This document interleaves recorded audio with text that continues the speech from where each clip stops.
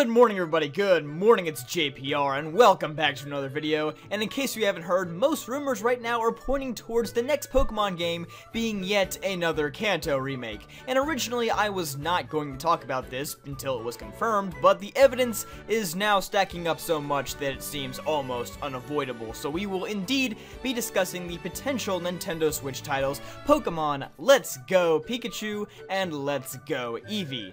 Now, if you haven't kept up with the rumors, apparently these games will not start Generation 8. They will instead look like an upscaled Sun and Moon, like how most people were modding their 3DS emulators to make it look all HD and pretty. The rumors also say that this game has more elements of Pokemon Yellow and takes place in a futuristic Kanto where you play as the grandson of Red.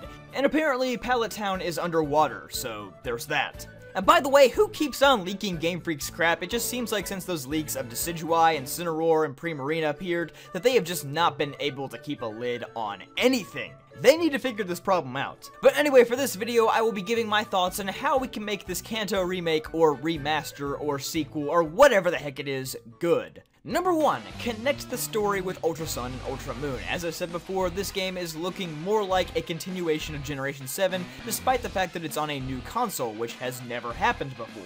So if they can't have trading or battles with Ultra Sun and Moon because of the hardware limitations, then they should at least build on the Rainbow Rocket storyline, kind of like how Omega Ruby and Alpha Sapphire tied into the story of AZ and the Ultimate Weapon from X and Y.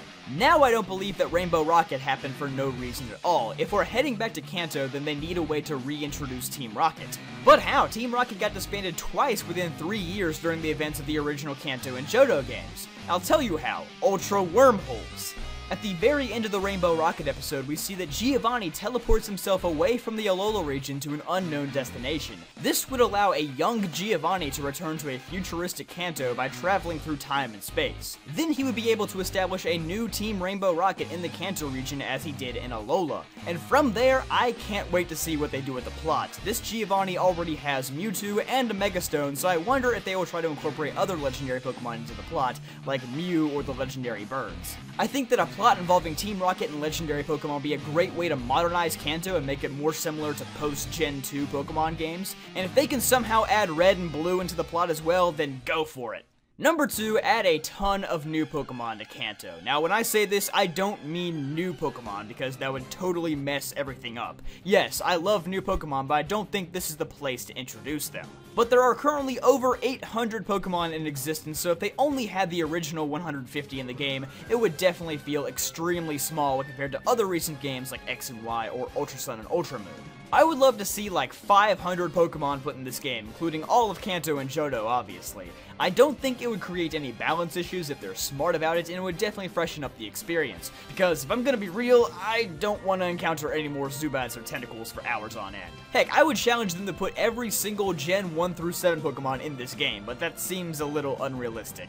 Actually, if this game does have Pokemon Go connectivity like the rumors say, then I expect at least every Gen 1 through 4 Pokemon to be present here, because apparently Gen 4 is not too far away for Go right now. And not counting Mythicals, that would still be almost 500 Pokemon, so I'd be okay with that. Regardless, adding a ton of Pokemon would definitely make Kanto a lot more interesting to explore again. Number 3, revamp the routes in cities. I think we are going to get a decent amount of this if the rumors are true, but I hope they take it to the next level. Kanto has some really nice, long, challenging routes, and then it has some that are like 15 pixels wide. Unless this game has like Johto or the Sevi Islands in the postgame, then they have no excuse. They need to buff Kanto up.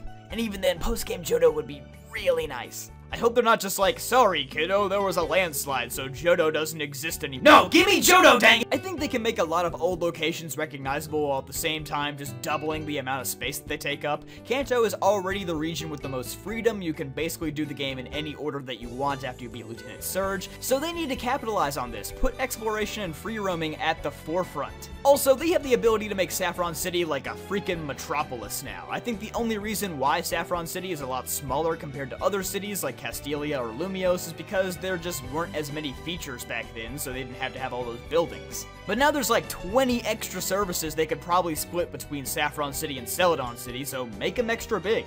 So anyway, those are 3 things that would make me excited to explore the Kanto region again. I mean, it's not that I'm not excited, it's just that I've been to Kanto a lot, and some new stuff would be nice. So anyway, comment down below if we are going back to Kanto, what are some things that you think Game Freak should do to enhance the experience? Or do you just agree with my 3 things? I'd be interested to hear from you guys. Anyway, be sure to hit that like button if you enjoyed and subscribe to see more content like this in the future. I'll see you guys next time.